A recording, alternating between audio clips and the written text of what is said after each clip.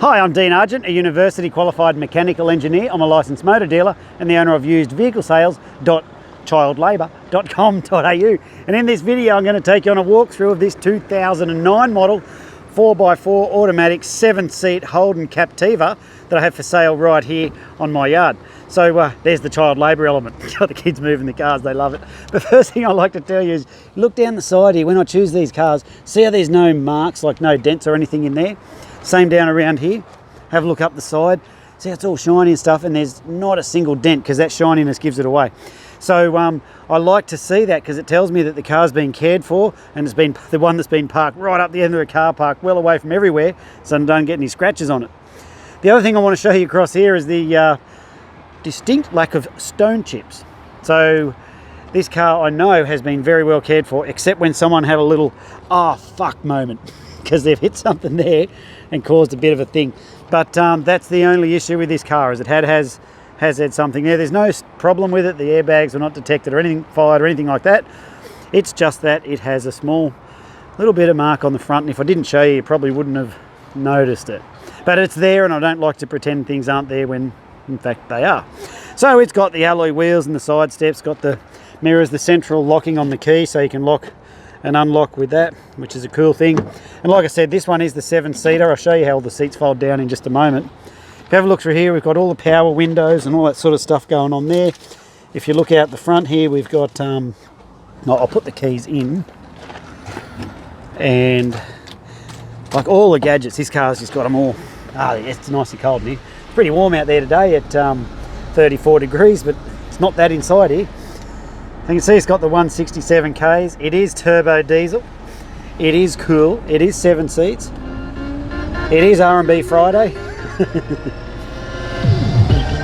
Have a look around here. The rockin' party going on. There is a few marks on those seats there, but nothing seat covers wouldn't fix, I suppose. Let's have a look here. Look in there. It's got all like the service history and all that stuff going on inside there, which is cool. In the automatic, it's got the winter button, so you can change seasons if you like. It's got the downhill descent, so that one there stops you, like if you hit that on, it's that green light that comes on there, so it holds, goes off, goes on. It holds your speed as you're going down the hills. It's got all the gear there. It tells you, got your compass to tell you you're going west, north, south, whatever. You've got 106 kilometres to go before you're out of fuel. It tells you there that the aircon's on, that it's blowing in your face if you didn't know, and a few other gadgets like that. If you want to go and not like do burnouts, well, you put that on because that's the anti-burnout mode. No, what that's about is traction control. So if you're on snow or slippery surfaces or something, you hit that, and that allows the traction control to not kick in, which sometimes you need. But very safe car, and a very good feature too, that traction control. If you get into a slide situation and that's off and it's turned on like it defaults to, then if you do get into a slide situation, it applies the brakes and stuff and pulls you out of it. Very safe. It's got the AUX in, which is a pretty cool feature, and I think this one may have Bluetooth, although don't quote me on that, I'm not 100% sure. Got somewhere down there to stash your stash, plug your phone in, AUX, it's got the info display, it's got the SCNAST, I have no idea what it is, but it's got it, and cruise control on the wheel there, all looking good. It's a nice car to drive, aircon's good, everything works like it should. Stash your sunnies up there, and let's keep moving around. So we have a look around outside here. I've got the roof racks up the top. If you need to put 8 kids, you could strap the 8th one up there. So I've got the seats laid down here, just have a look inside. So if they need to climb in, they can climb over this seat, or that side folds up. I'll show you in just one sec. But yeah, that's what it looks like with the seats laid down. The seats are all in really nice shape. A few little marks here and there, but you know, it's not a new car. If those little tiny things like, say, that sort of thing there bothered you, you'd probably be looking at a new car, I'd say.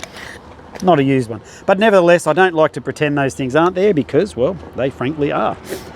So that'll just pop back up there like so, and you can see what's happening there. Move around the back here. One feature I like with these Captivas is this. If you hit that one there, it's not saying that the car's an angel.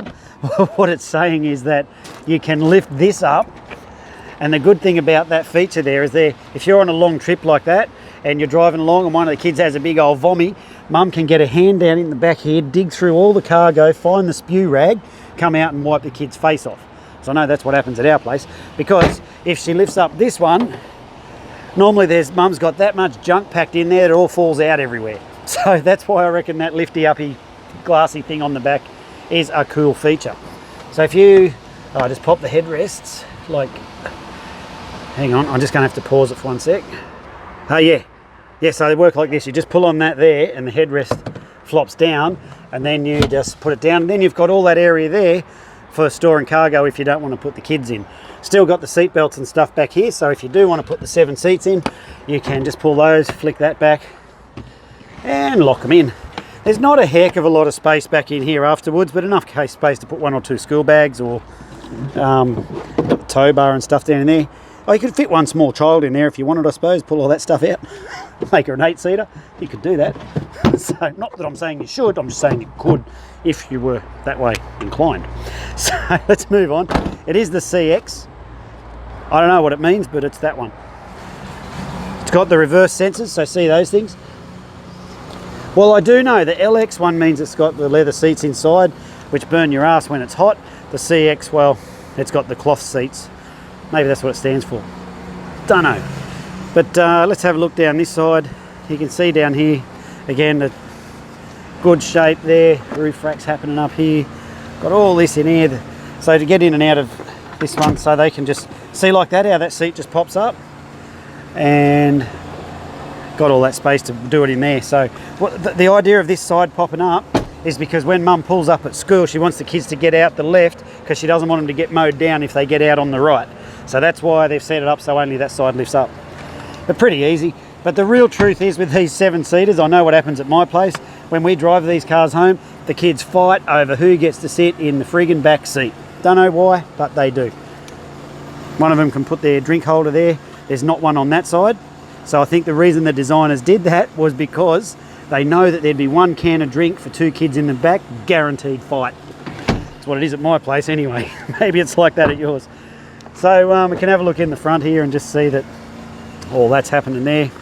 It's a really nice car. It's got a few little marks and stuff, but diesel engine, good on fuel, safe, reliable thing, and with a little punch in the nose there.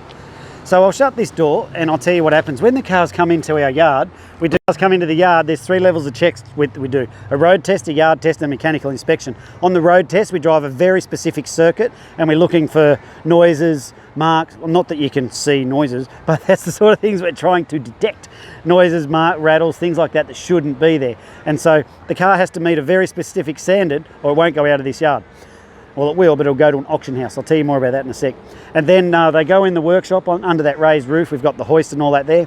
The cars go in there, they go up, then the roadworthy guy gets under them, does a list, and then we do a yard test to check everything's working. Now, everything's working in this car like it should. There's nothing that doesn't work, so that's cool.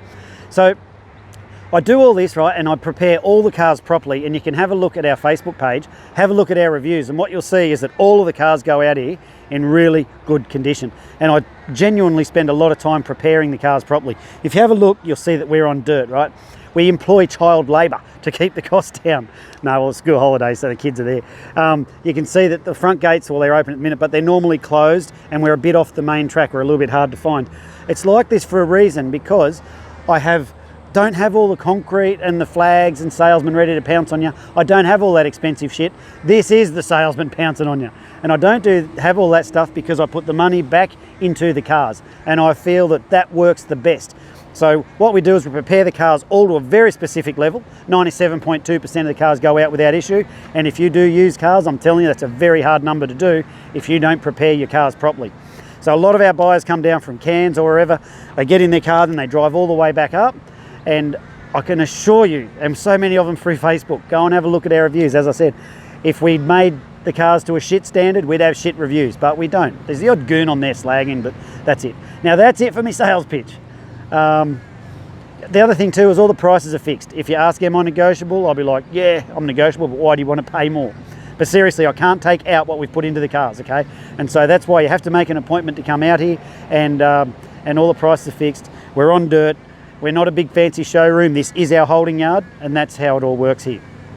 So what comes with the car for the price you see it advertised for? That's a good question, and I'm glad you asked. Let me explain. Firstly, is it comes with a with rego out till, have a look at the text up above, it'll tell you what the rego is. Comes with the rego, all your stamp duties, transfer fees, government rip-you-off fees, all that sort of stuff, all included in the price. Comes with a current safe roadworthy certificate, or in other words, a safety certificate. That's included in the price. It's got guaranteed no money owing, guaranteed never written off, guaranteed not stolen, and I'll show you all that on the paperwork when you come out here. It's had a fresh service. So when we put the cars through our mechanical inspection process, part of that is to service them so we know the level they go out at. Means you won't have any scheduled maintenance to do for 10,000 Ks or 6 months, whichever comes first. By God, it's bright out here. And it's 34 degrees. So what else can I tell you? If you need help with your finance, there is a link at the top of this page that says no deposit finance. You can click on that, put your details in, and our finance fella, he will go through all that and come back to you and give you a quote on exactly how much per week it would cost you to drive away in this fine automobile.